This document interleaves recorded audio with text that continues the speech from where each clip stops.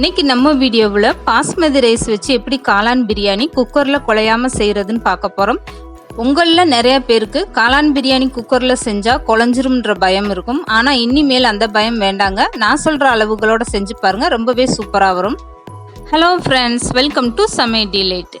வீடியோக்குள்ளே போகிறதுக்கு முன்னால் நீங்கள் இன்னும் சமையல் டிலேட் சேனலை சப்ஸ்கிரைப் பண்ணலைன்னா மறக்காமல் சப்ஸ்கிரைப் பண்ணுங்கள். இப்போது காளான் பிரியாணி செய்கிறதுக்காக ஒரு குக்கரை அடுப்பில் வச்சுட்டு ஸ்டவ் ஆன் பண்ணிக்கோங்க. 100 மில்லி அளவுக்கு எண்ணெய் சேர்த்துக்கோங்க. எண்ணெய் நல்லா சூடானதுமே பட்டை வகையெல்லாம் சேர்த்துக்கோங்க. 1 ஸ்பூன் சோம்பு, 2 பிரியாணி இலை, கிராம்பு, பட்டை, ஏலக்காய் இதெல்லாம் சேர்த்துட்டு நல்லா பொரிய விட்டுருங்க. இது கூடவே கட் பண்ணி வச்சுருக்க பெரிய வெங்காயம் சேர்த்துக்கோங்க. 3 பெரிய வெங்காயம் நீளமாக கட் பண்ணிவிட்டு சேர்த்துக்கோங்க. நீங்கள் இந்த பிரியாணிக்கு நல்லெண்ணெய் கூட சேர்க்கலாம், நல்ல வாசனையாக இருக்கும். இப்போ வெங்காயம் நல்லா வதங்கினதுமே 2 ஸ்பூன் அளவுக்கு இஞ்சி பூண்டு பேஸ்ட்டு சேர்த்துக்கோங்க. இஞ்சியும் பூண்டும் சம அளவு எடுத்து அரைச்சிட்டு அந்த இஞ்சி பூண்டு பேஸ்ட்டு சேர்த்துக்கோங்க.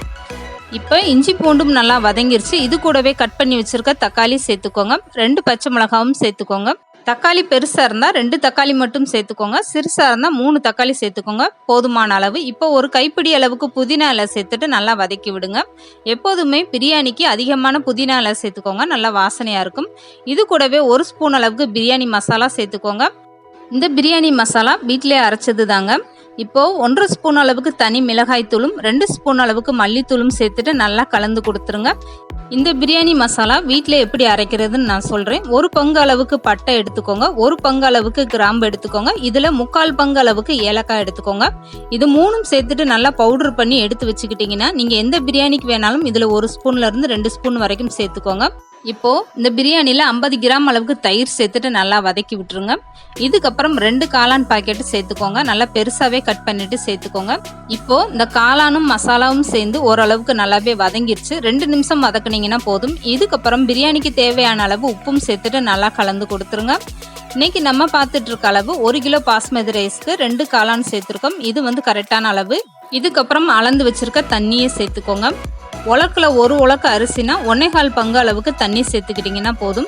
இப்போது 1/2 ஸ்பூன் அளவுக்கு கறி மசாலா தூளும் சேர்த்துட்டு நல்லா கலந்து கொடுங்க. இதுக்கப்புறம் இந்த தண்ணி நல்லா கொதி வந்ததுக்கப்புறம் கழுவி வச்சுருக்க அரிசியை சேர்த்துக்கோங்க. பாஸ்மதி ரைஸ் எப்போதுமே நீங்கள் சமைக்கும் போது 15 நிமிஷம் நல்லா கழுவிட்டு ஊற வச்சுட்டு சேர்த்துக்கோங்க. அப்போ தான் ரைஸ் உடையாமல் இருக்கும்.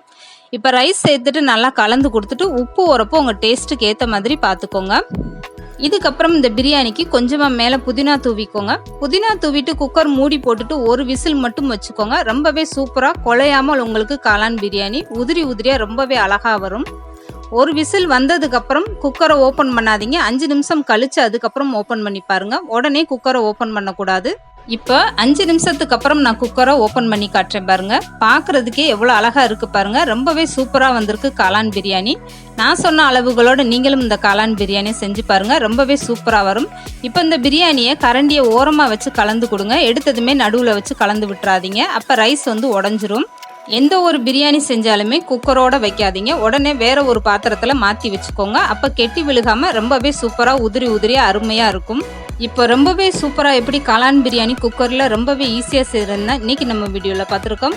இந்த வீடியோ பிடிச்சிருந்தா லைக் பண்ணுங்கள், ஷேர் பண்ணுங்கள், மறக்காமல் சமையல் டிலேட் சேனலை சப்ஸ்கிரைப் பண்ணுங்கள்.